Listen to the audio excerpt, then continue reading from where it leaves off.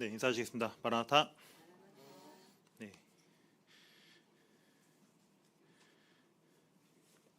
오늘 진짜 휑하네요. 네. 어제는 수요일 날, 금요일 날은 중간중간 듬성듬성 비었던 것 같은데 오늘은 앞이 또 휑한 것 같습니다. 그래서 오늘 또 예배 시간에도 항상 예배 같이 함께 예배드렸던 형제들이 또 오늘 많이 빠지게 되어서 저 오늘 예배 시간에도 많이 텅 빈 허전함을 많이 느끼는 것 같습니다. 진짜 한 지체 한 명이 얼마나 소중한지 또 항상 있을 때 감사하고 소중함을 알아야 되는데 이렇게 없어야지 우리가 또 감사함을 느끼게 되는 것 같아요. 그래서 아프신 성도님들 위해서 같이 또 기도해 주시고 또 회복할 수 있도록 함께 해주시면 좋을 것 같습니다. 지난 시간에 저희가 영상 띄워주시죠. 네. 지난 시간에 사도행전 3장 8절부터 13절까지 사도 바울의 이야기를 통해서 또 에베소 말씀을 통해서 같이 교훈을 얻었습니다. 사도 바울은 자신을 모든 성도 중에 지극히 작은 자보다 더 작은 자라고 지금 표현하고 있습니다. 그래서 이것은 성령 충만함을 입은 사람이 하나님 앞에서 자신의 작음을 깨닫는 성숙한 표현이다라고 지난 시간 같이 교제를 나눴습니다. 그리고 하나님께서는 이런 작은 자에게 은혜를 주셔서 측량할 수 없는 그리스도의 풍성함을 이방인에 전하게 하셨습니다. 그런데 이 하나님의 풍성함은 바로 누구부터 먼저 이 풍성함을 알아야 될까요? 믿는 성도들이 먼저 이 풍성함을 알아야 될 것입니다. 그리고 경험해야 될 것이고요. 또 깨달아야 될 것이고요. 그래서 이 풍성함을 자연스럽게 우리가 은혜가 넘치면 자연스럽게 은혜가 밖으로 흘러나가듯이 우리가 하나님으로 충만해지게 되면은 우리는 자연스럽게 누가 시키지 않아도 우리는 우리 주 예수님을 자랑하고 복음을 전할 수밖에 없는 삶임을 같이 지난 시간에 교제를 나누었습니다. 그리고 하나님의 구원 계획은 우리가 단순히 이 한 사람 한 사람을 천국에 보내는 것에 그치지 않고 이 교회라는 새로운 피조물을 세우는 데 있다라고 말씀드렸습니다. 하나님께서는 이 교회를 왜 만드셨냐? 그 이유 중에 하나가 바로 이 하늘에 있는 통치자들과 권세들에게 하나님의 각종 지혜를 알게 하시기 위해서 이 교회를 만들었다라고 말씀드렸습니다. 여기 이 완주봉동교회가 바로 지금 온 우주에서 이 완주봉동교회가 하나님께서 어떤 지혜가 담겨져 있는지를 지금도 지켜보고 있고 또 깨달아가고 있는 존재가 바로 이 교회라는 사실들을 우리는 꼭 기억해야 될 것입니다. 그래서 하나님의 이 각종 지혜는 참 인간으로서 또 천사로서도 감히 상상할 수 없었던 예측할 수 없었던 지혜였는데요. 하나님께서는 이 정의와 사랑을 어떻게 하면 같이 동시에 이룰 수 있을까? 천사들이 하늘에 있는 권세자들 또 이거를 어떻게 해결해야 될 것인지에 대해서 하나님께서 어떤 선택을 하실까 주목해서 지켜보고 있었는데요. 바로 하나님께서는 이 십자가 하나님께 하나님 아들 예수 그리스도를 이 십자가에 내어주심으로 말미암아 정의를 행하시고 또 하나님의 사랑을 나타내시는 이런 놀라운 하나님의 지혜를 이 십자가를 통해서 나타내고 계십니다. 그래서 이것은 우리 사람들만 놀라는 것이 아니라 온 우주 천사들도 놀라는 하나님의 지혜임을 우리는 생각해 볼 수가 있습니다. 그리고 우리는 그리스도와 연합하여 한 몸이 되었기 때문에 하나님께서는 이제 우리를 보실 때 우리가 그리스도 안에 있다라면은 우리 바깥에 누가 있어요? 그리스도가 우리 바깥에 계시겠죠. 그래서 하나님께서 우리 보실 때 우리가 우리를 보는 것이 아니라 우리의 부족하고 연약한 모습을 보시는 것이 아니라 예수 그리스도의 그 완전한 모습을 통해서 우리를 보신다는 걸 우리가 생각해 볼 수가 있습니다. 그렇기 때문에 우리는 하나님을 믿는 성도들은 예수 그리스도 안에서 그를 믿음으로 말미암아 담대함과 확신을 가지고 하나님께 나아갈 수 있게 됩니다. 우리 담대함과 확신은 우리의 기도가 우리 하나님께서 우리의 모든 기도를 들으시고 응답하신다는 것들을 의미합니다. 하나님께서 우리의 기도 말도 안 된다. 하나님께서는 듣지도 않으신 것이 아니라 하나님께서는 우리의 기도를 항상 귀 기울여 들으시고 항상 가장 적절한 때 적절한 방법으로 우리의 기도를 이루시는 분이심을 우리는 깨달을 수 있습니다. 마지막 사도 바울은 고난이 영광이 되는 이유에 대해서 이야기하고 있습니다. 자신의 고난이 사람들이 보기에는 실패자처럼 보이고 지금 아무것도 할 수 없는 무기력한 모습을 통해서 이 에베소 교회 성도들이 실족하지 않을까 염려를 하고 있습니다. 하지만 그런 에베소 교회 성도들에게 이것이 바로 너희의 영광이다. 에베소 교회의 영광이다라고 선포하고 있습니다. 이것은 바로 왜 이 고난이 영광이냐? 물론 우리가 하나님을 위해서 열심히 수고하는 것들, 하나님께 자랑하기 위해서 우리가 하는 게 아니잖아요. 하나님께서 우리에게 은혜를 주셨고 사랑해 주셨기 때문에 우리가 당연하게 받는 고난인데, 우리가 주님 앞에 나아가게 됐을 때 이런 고난들이 내가 의도하진 않았지만은 하나님께서 이 고난을 주심을 통해서 나중에 하나님께서 내게 정말 이 고난을 주셔서 너무 감사합니다. 내 이 자리에 이런 고난을 가지고 올 수 있어서 하나님 정말 너무너무 감사합니다라고 고백할 수 있는 훈장이 될 수 있다는 것입니다.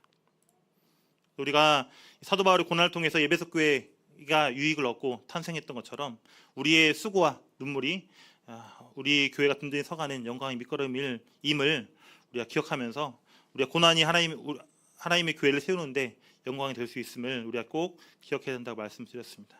그래서 작년 말씀이었죠. 2025년 마지막 주일이었는데요. 우리 2026년에는 우리가 승리하는, 하나님께서 이미 승리하셨지만은 2026년에도 계속해서 승리하는 삶이 이어지기를 위해서 같이 교제를 나누었습니다. 오늘은 이제 에베소서 혹시 몇 번째이신지 아세요? 네, 오늘은 11번째입니다. 그래서 1장부터 3장, 오늘 이제 3장 이제 거의 마지막 부분을 하게 되는데요. 개인적으로 이제 이 에베소서 말씀을 준비하면서 제일 기대했었던 부분이 바로 오늘 교제 나눌 부분입니다. 에베소서 말씀 중에서도 진짜 이 말씀은 귀하다, 또 참 복되다라는 생각이 이 말씀을 통해서 또 생각하게 되었던 것 같은데요.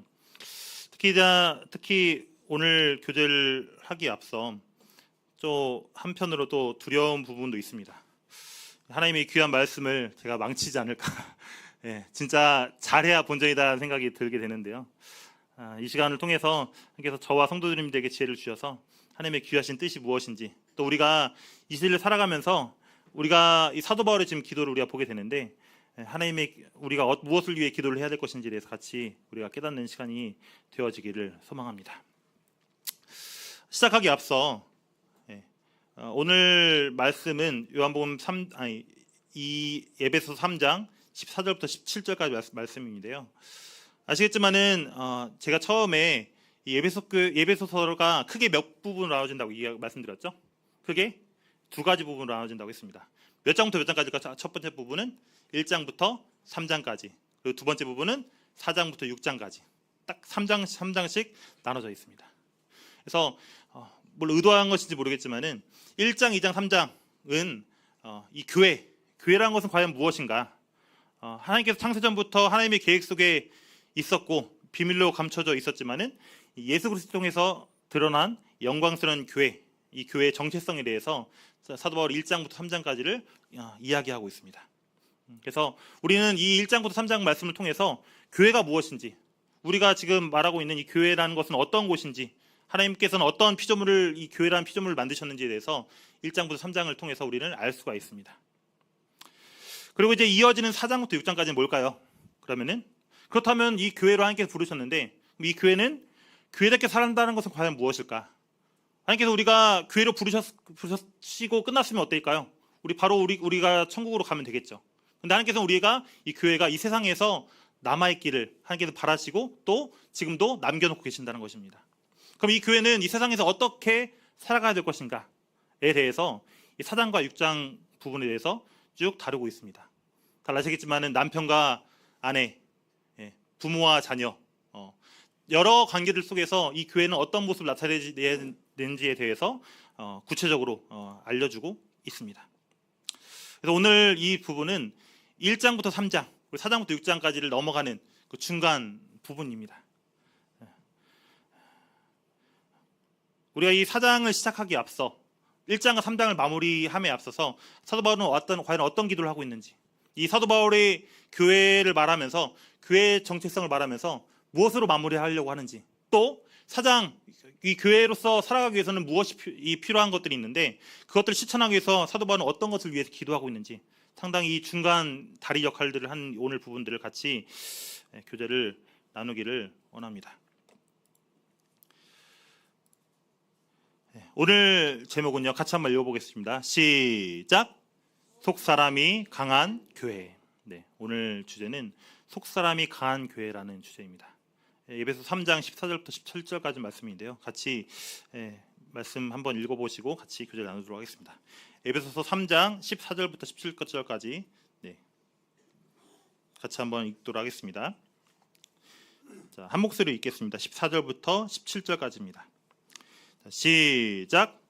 이러므로 내가 하늘과 땅에 있는 각 족속에게 이름을 주신 아버지 앞에 무릎을 꿇고 비노니 그의 영광의 풍성함을 따라 그의 성령으로 말미암아 너희 속사람을 능력으로 강건하게 하시오며 믿음으로 말미암아 그리스도께서 너희 마음에 계시게 하시옵고. 네, 여기까지 읽겠습니다. 네. 원래 제 계획은 14절부터 21절까지 다 하는 게 목표였는데요. 하다 보니까 이렇게 하려면 2시간 해야겠더라고요. 그래서 2시간 하는 것보다는 1시간 짧게 해서 하는 게 낫겠다 생각이 들어서 오늘은 17절 앞부분까지 같이 나누기를 원합니다. 같이 보셨지만 14절 15절 말씀인데요. 이러므로 내가 하늘과 땅에 있는 각 족속에게 이름을 주신 아버지 앞에 무릎을 꿇고 비노니라고 지금 시작하고 있습니다. 그래서 이러므로라고 하면 이러므로라는 것은 어때요? 앞에와 관련이 있다는 말일까요? 없다는 말일까요? 있다는 말이겠죠. 근데 이 이러므로는 어디와 연결되냐면은 3장 지금 14절인데 13절과 이어지는 부분이 아니라 그 앞에 2장 부분과 이어지는 부분입니다. 그래서 원래 3장 1절부터 13절까지는 원래 사도 바울이 이야기하는 맥락과는 살짝 좀 떨어져 있는 부분. 그러니까 사도 바울이 원래는 바로 이 기도를 하려고 했는데 기도하기 전에 앞서서 이제 자기가 어떻게 사도 직분을 받게 되는지에 대해서 다시 돌아보는 이것들을 짧게 추가하고 있습니다. 그래서 실제 이 14절에서 이러므로는 바로 앞선 2장과 연결됨을 우리가 생각해 볼 수가 있습니다. 2장에 어떤 내용이 있었나요? 유대인과 이방인이 나오죠. 유대인과 이방인을 하나님께서 어떻게 만드셨나요? 그리스도 안에서 한 세 사람, 뭘로 만드셨어요? 교회로 부르셨습니다. 그리고 하나님께서는 이 교회를 부르실 뿐만 아니라 이 교회가 하나님이 거하실 처소로 또 하나님께서 함께 지어져 가게 하시는 하나님의 역사를 이루시도록 하나님께서 이 사도 바울을 통해서 말씀하고 있는데요. 이 교회에 대해서 과연 무엇이 필요할까를 사도 바울은 지금 기도를 하고 있습니다. 사도 바울이 뭐라고 기도하고 있냐? 각 족속에게 이름을 주신 아버지라고 지금 먼저 아버지를 부르고 있습니다. 여기서 이 아버지라는 뜻은 이제 여기 위에 글씨 보이시죠? 그래서 아빠가 뭐라고 하죠? 우리는 아빠로 하고 외국은 아빠를 뭐라고 할까요? father. 근데 애기들은 뭐라고 할까요? 애기들 뭐라고 할까요? 애기들도 파파예요. 파파라고 하면 파파. 애기들, 어린 애기들이 파파. 우리도 어때요? 원래 아빠가 아니라 아버지죠. 아버지 전에 어렸을 때는 아빠라고 하잖아요. 외국도 파파라고 합니다. 이제 이 어원을 쭉 살펴보면은 이 파테르라고 이야기는 파테르.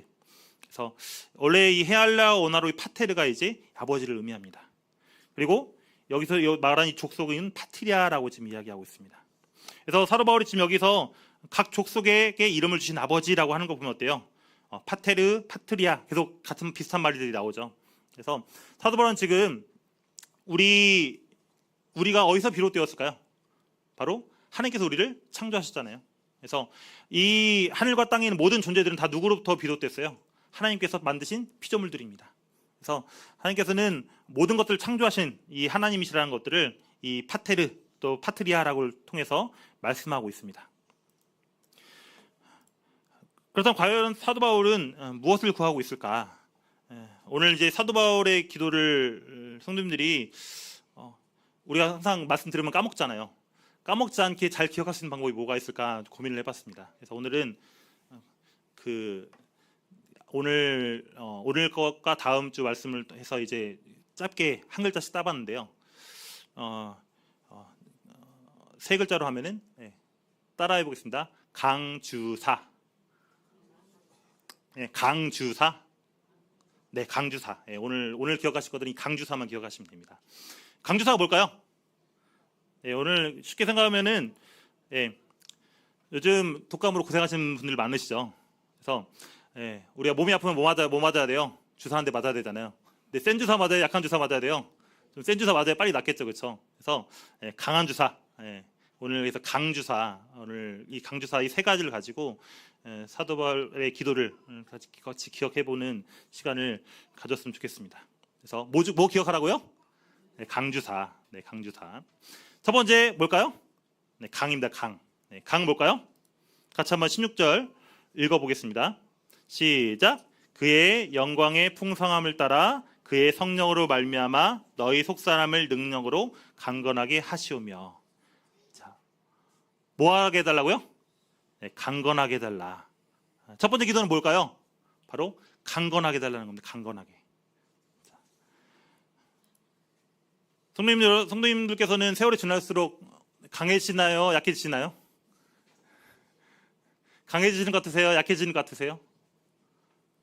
신앙생활이 더해질수록 강해지시는 것 같으세요? 약해지는 것 같으세요?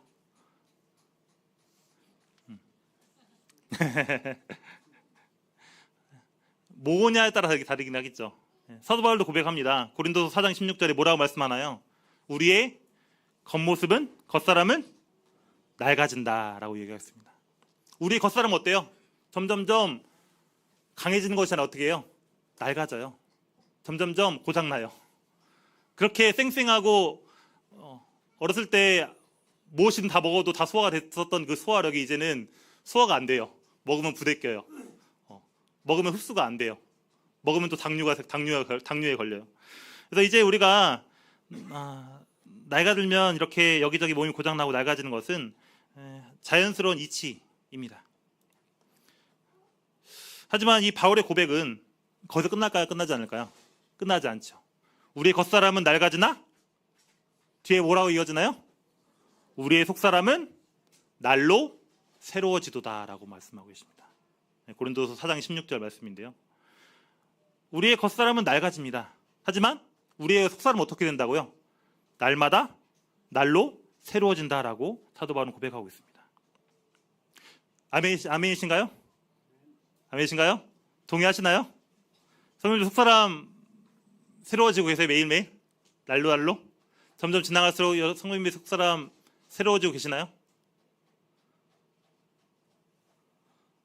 나가지는 게 빨라지는 것 같으세요? 새로워지는 게 빠르신 것 같아요? 이것도 나이에 따라 좀 다를 수 있을 것 같은데 우리가 이 말씀을 통해서 우리의 모습을 다시 한번 돌아보길 원합니다. 사도 바울이 원했던 것은 이 에베소 교인들의 이 속사람이 어떻게 되길 원했다고요? 능력으로 강건해지기를 기도하고 있습니다. 근데 사도 바울은 얼마만큼 강해지기를 원했을까요? 얼마만큼? 뒤에 이 앞에 성경 말씀 보면은 그의 영광의 풍성함을 따라 라고 이야기하고 있습니다. 얼마만큼 강해져야 된다고요? 하나님의 영광의 풍성한 만큼 강해져야 된다라고 얘기하고 있습니다. 자, 그럼 이거는 뭐랑 같을까요? 자녀가 아빠한테 이야기해요. 아빠 용돈 주세요 라고 얘기를 해요. 용돈 얼마 주시겠어요? 줄 수 있는 만큼 적당한 만큼 주시겠죠. 내 아들이 이렇게 물어보시다 한번 생각해 보세요. 아빠 오늘 월급 받은 만큼 주세요. 어때요? 물론 월급을 다 줄 수는 없겠지만 이렇게 말하면 어때요? 어떻게 해요? 월급을 내가 받은 만큼 어때요? 용돈이 더 많이 받을 수가 있을까 없을까요? 있겠죠. 그래서 사도 바울이 지금 기도한 건 뭐냐? 사도 바울은 단순히 그냥 우리에게 강해지게 해달라라고 지금 기도한 것이 아니라 얼마만큼 강해지기를 기도한 거예요. 하나님께서 영광 받으시는 만큼, 하나님께서 그 영광이 풍성하신 만큼 우리가 강해지기를 원합니다라고 사도 바울이 지금 기도하고 있다는 것입니다. 사도 바울은 하나님의 그 무한하신 영광의 풍성함, 그 사이즈에 맞게 우리 속사람을 강하게 해달라고 구하고 있습니다. 그렇다면 이 속사람은 강한지 약한지 어떻게 알 수 있을까요? 혹시 자기가 속사람이 강한 것 같다 혹시 있으세요? 난 속사람이 강한 것 같다. 혹시 내 주변에 이 사람은 속사람이 강한 것 같다 혹시 보이세요? 알 수 있어요? 없어요? 알기 힘들죠? 혹시 이 사람이 힘세다, 혹시 이 사람 정말 싸움을 잘할 것 같다, 이 사람 정말 육신적으로 강한 것 같다 혹시 있으세요? 평상시는 몰라요. 근데 그걸 알 수 있는 방법이 뭘까요? 두 복싱 잘하는 사람이 있어요. 누가 더 싸우는지 보려면 어떻게 해봐야 돼요? 둘이 싸워봐야 되죠. 우리 속사람도 어때요? 우리가 언제 강한지 약한지 알게 돼요. 우리에게 고난과 위기가 닥쳐왔을 때 우리가 얼마나 우리 속사람이 강한지를 우리가 알 수 있게 된다는 것입니다.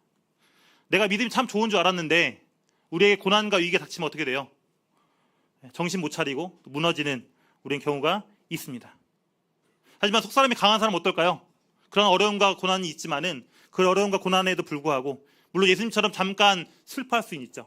하지만 이내 묵묵히 하나님 뜻에 묵묵히 순종하며 그 길을 걸어가는 모습들을 우리 예수님의 모습을 통해서 알 수 있습니다. 이 세상 가장 속사람이 강했던 예수님의 모습을 통해서.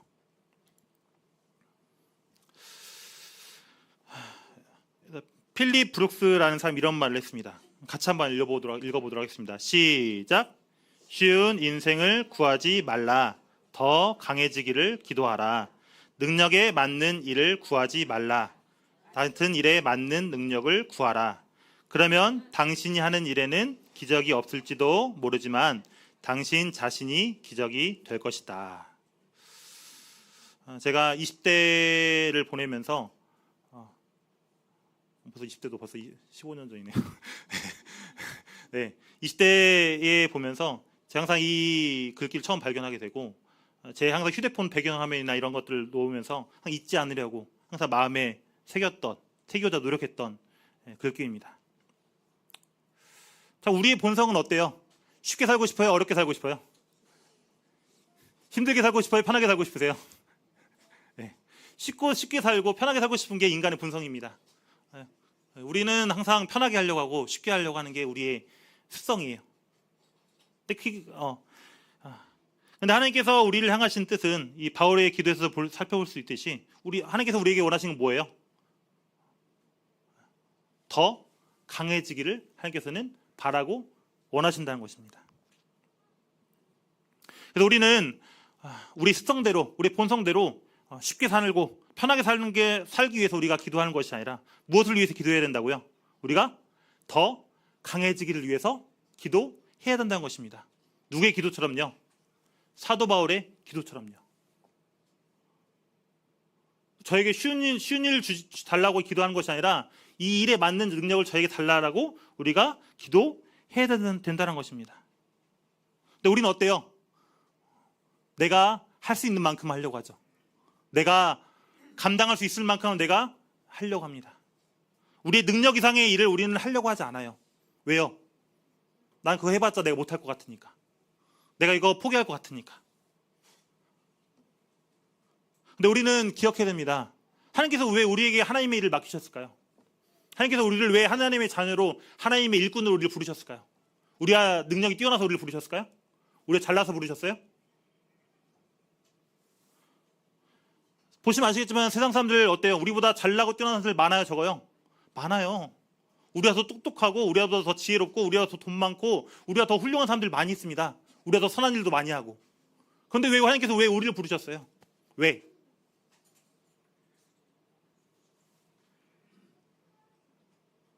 우리는 그 일을 할 수 없기 때문에 우리를 부르신 거예요. 할 수 없으면 그 일을 못 할까요?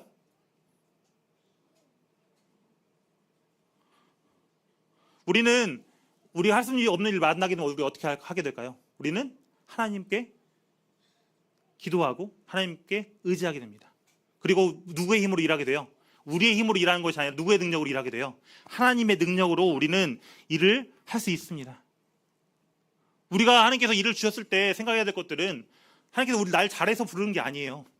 내가 뛰어나서 부른 게 아니에요. 훌륭해서 부른 게 아니라고요.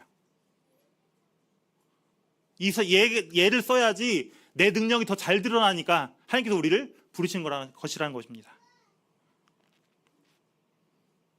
선생님도 아시겠지만 내가 내 힘으로 할 수 있는 거 기도해야 안 해요? 안 해요. 오늘 밥 잘 먹게 해주세요. 기도해야 안 해요? 안 하시죠? 기도 안 해도 잘 먹을 수 있으니까요. 근데 내가 지금 신체가 불편해요.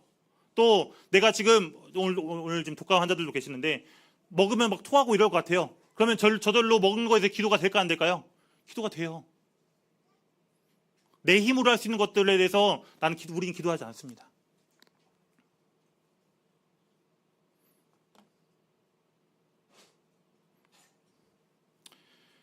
그리고 우리가 하기 힘든 일들, 우리가 하기 어려운 일들을 통해서 우리가 하나님을 더 간절히 의지하고 하나님께 더 매달리고 더 기도함을 통해서 우리를 통해서 누가 나타나는 거예요? 하나님의 능력이 나타난다는 것입니다.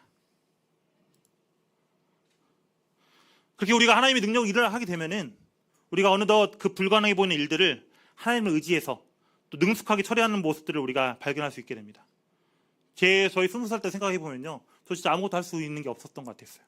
성경에서 물론 어렸을 때부터 교회를 다녔지만은 제가 말을 잘하는 것도 아니었고 또 뭔가를 열심히 해봤다는 공부 말고는 한 것들이 아무것도 없어서 내가 과연 하나님께 무슨 쓰임을 받을 수 있을까 막막했습니다.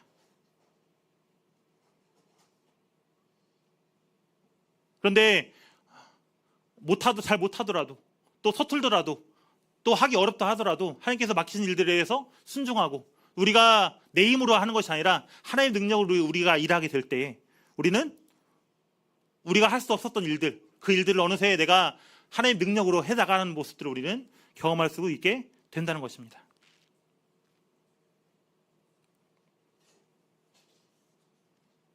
그래서 이 순종하는 모습을 보니까 이런 사이클이 되는 것 같아요. 내가 내 힘으로 할 수 없는 일들에 대해서 안 돼요. 그럼 하나님 어떻게 될까요? 우리가 하나님의 능력을 구합니다. 그러면 하나님의 능력으로 어때요? 일하죠. 그러면 하나님을 경험합니다. 그러면 그 하나님을 경험으로 어때요? 우리가 더욱더 강해지게 되는 겁니다. 하나님을 경험함으로 말미암아. 그러니까 어때요? 하나님께서는 여기서 끝낼까요? 하나님께서는 또 그 다음 단계에 또 우리를 강해지게 하시는 미션을 주십니다. 사역을 주십니다. 그리고 우리가 이렇게 하나님의 말씀에 따라서 또 하나님께서 맡기신 일을 우리가 충성스럽게 해 나가야 될 때 우리는 점점점 어떻게 하게 될까요? 우리의 속사람이 강해지는 모습을 우리는 경험할 수 있게 될 것입니다. 나중에 성도님들이 우리 인생을 돌아보게 되었을 때 내가 진짜 하나님에서 이렇게 열심히 살았습니다. 이게 아니라 결국 남는 게 뭘까요? 내 삶에 하나님께서 이렇게 역사하셨구나. 하나님의 능력이 정말로 뛰어나구나. 훌륭하구나. 위대하구나. 이런 것들이 아마 우리 삶을 돌아보게 됐을 때 남게 된다는 사실입니다.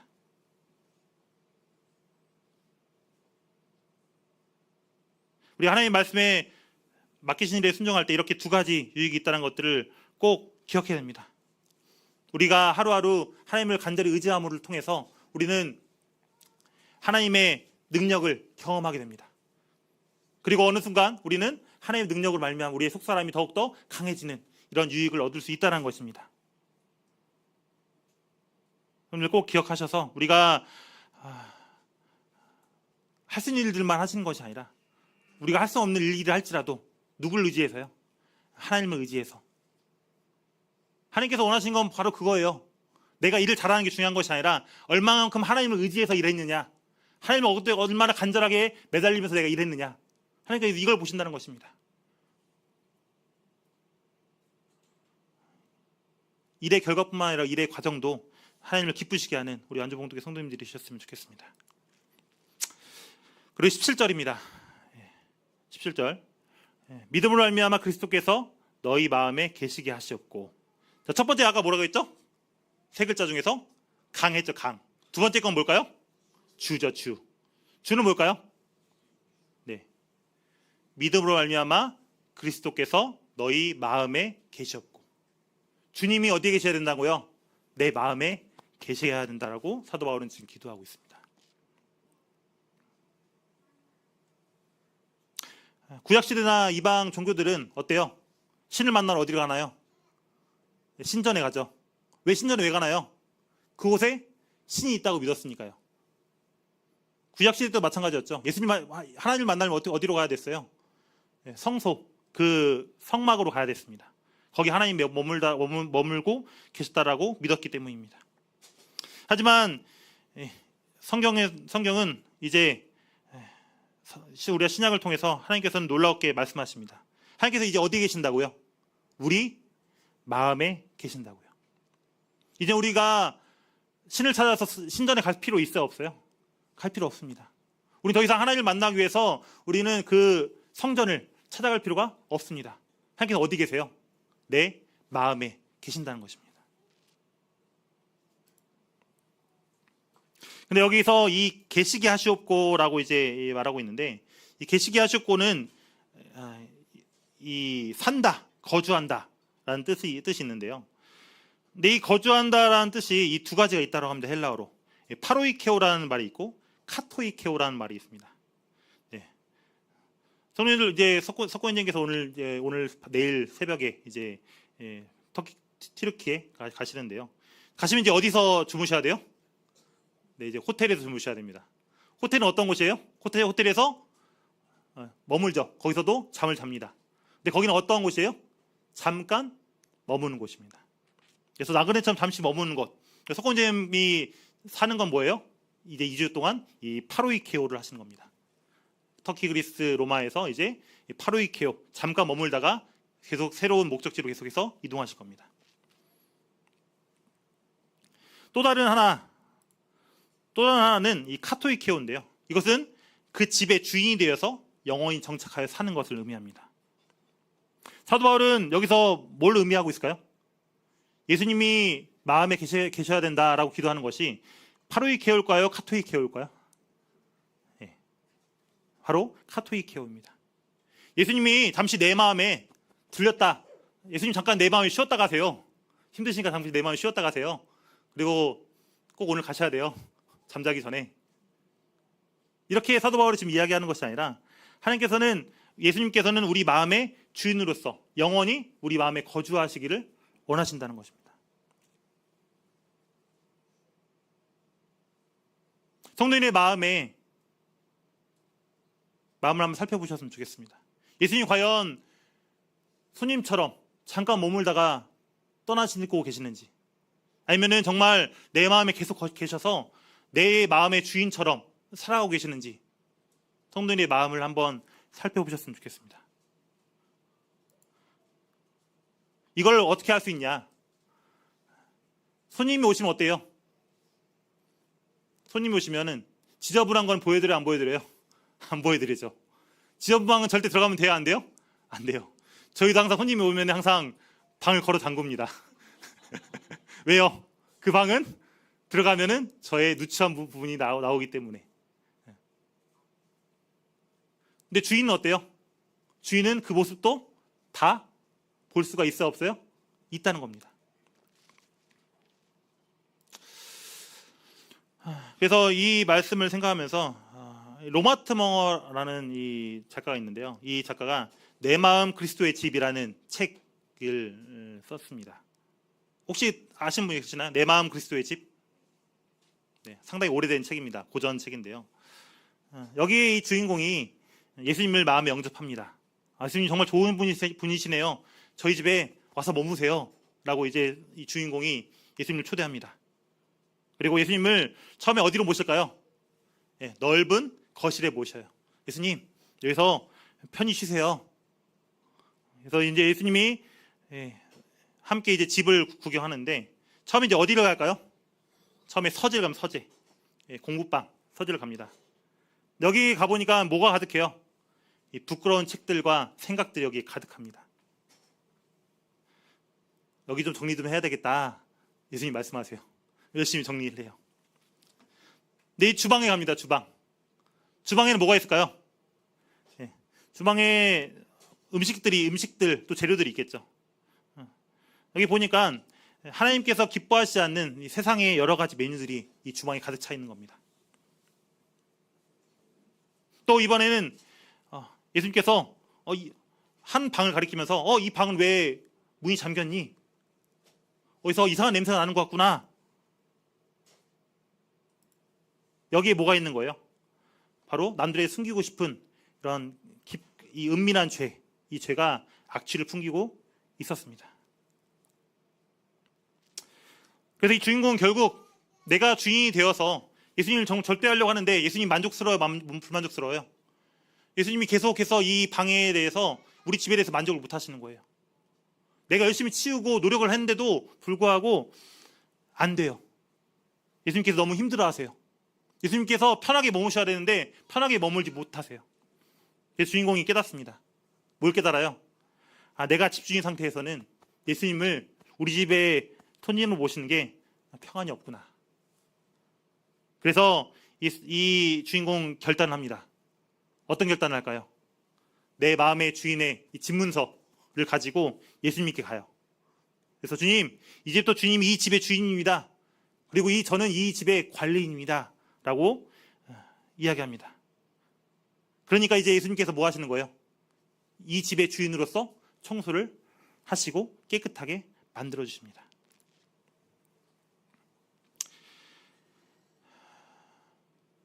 우리가 속사람이 강해지는 것, 또 우리 마음의 주인을 모신다는 게 어떤 걸 의미할까요? 이거는 내가 열심히 노력하고 내가 수고하고 하는 것에 달려있지 않습니다. 내 안에 계신 그리스도, 내 마음에 계신 성령님께서 내 마음에 뭐가 되셔야 돼요? 주인이 되셔야 돼요. 가짜 주인 말고 잠깐 머무는 손님 아니고 진짜 주인이 되셔야 한다는 사실입니다. 우리 주님께서 우리의 진짜 주인, 내 마음의 주인이 되신다면은 우리 속마음은, 속사람은 강해질 수 있을까 없을까요? 강해질 수가 있다는 것입니다. 한 집에 주인이 2명 있으면 어떻게 될까요? 잘 살 수 있어요, 없어요? 이 주인이 원하는 거, 이 주인이 원하는 거. 저랑 자매랑 처음 결혼하면서 제일 힘들었던 게 이 맞춰가는 거. 어디에서 어떻게 맞춰야 되냐. 주인이 2명이 어때요? 이거를 합의하지 않으면은 계속해서 뭐가 갈 수밖에 없어요. 싸움이 날 수밖에 없죠. 우리도 결단해야 됩니다. 예수님께서 우리의 마음의 주인한 걸 포기하든지 내가 내 마음의 주인한 걸 포기하든지 둘 중에 하나를 우리는 선택해야 됩니다. 그렇지 않으면 우리는 계속해서 우리 마음은 어렵고 힘들고 평안이 없을 것입니다. 그래서 우리는 내가 주인된 삶을 내려놓고 우리 주님께서 내 인격과 삶의 통치자가 되도록 예수님을 내 마음에 아까 말씀드린 카토이케오, 내 마음의 주인으로 우리 주님을 모시고 살아가게 될 때 우리는 흔들리지 않고 견고하게 하나님께서 머무시는 하나님의 집이 될 거라 믿습니다. 말씀을 마무리하면서 원래 그 다음 것까지 해야 되는데요. 그 다음 것까지는 시간이 많아서 이 2가지를 꼭 기억하셨으면 좋겠습니다. 아까 뭐 기억하라고 했죠? 강, 주, 사. 그 중에서 오늘은 강주 2가지만 있습니다. 강주. 그래서 강은 뭘까요? 강하게 해달라고요. 어디가 강하게 해달라고요? 우리 속사람을 얼마만큼? 하나님의 영광의 풍성한 만큼, 풍성함을 따라 우리를 강하게 해달라고 우리는 기도해야 됩니다. 우리가 강해지려면 어떻게 해야 될까요? 우리를 하나님께 내어 드려야 돼요. 그게 바로 2번째 주입니다. 주님을 우리의 손님이 아니라 참된 주인으로 카토이케오로 오셔서 내 마음에 머물도록. 우리는 누구의 통치를 받는 거예요? 내 하고 싶은 것대로 사는 것이 아니라 하나님이 주인이 된 삶, 하나님께서 원하시는 것, 하나님께서 필요로 하시는 것, 이런 삶을 우리가 살아갈 수가 있게 되는 것입니다. 우리가 이 2가지 정말 하나님을 믿는 사람으로서 또 하나님을 내 마음에 모시는 사람으로서 정말 하나님의 능력으로 우리가 일어서고 또 내 주권, 내가 하고 싶은 대로 살아가는 것이 아니라 하나님께서 원하신 대로 살기를 원합니다. 또 내가 아무리 노력하고 수고해도 하나님께서 도우시지 않으면 아무 의미가 없습니다. 하나님을 더욱더 강하게 의지하시고 하나님을 더욱더 강하게 붙잡으시고 우리의 주님을 우리의 마음의 주인답게 섬기시는 기도를 하셨으면 좋겠습니다. 그래서 오늘 마지막으로 이제 다음 시간에 이제 마지막 강주 사에 대해서 할 거고요. 사는 아시겠지만 뭘까요? 사랑이에요. 사실 이것만 한 시간에도 부족한 부분이 있는데 우리가 속사람이 강건해지고 주님이 내 안에 주인이 되실 때 우리 삶에 과연 어떤 열매가 맺히게 될까? 그래서 사도 바울은 이것이 바로 사랑이라고 이야기를 하고 있습니다. 그래서는 그저 감정적인 사랑이 아니라 우리가 뿌리가 깊이 박히는 또 지진에도 무너지지 않는 터가 굳어진 견고한 사랑을 의미합니다. 우리가 다음 시간에 그리스도의 사랑의 너비와 길이와 높이와 깊이가 얼마나 위대한지 그리고 다음 주에 우리가 계속해서 그 풍성한 은혜를 함께 나누도록 하겠습니다. 이상 말씀 마치겠습니다. 감사합니다.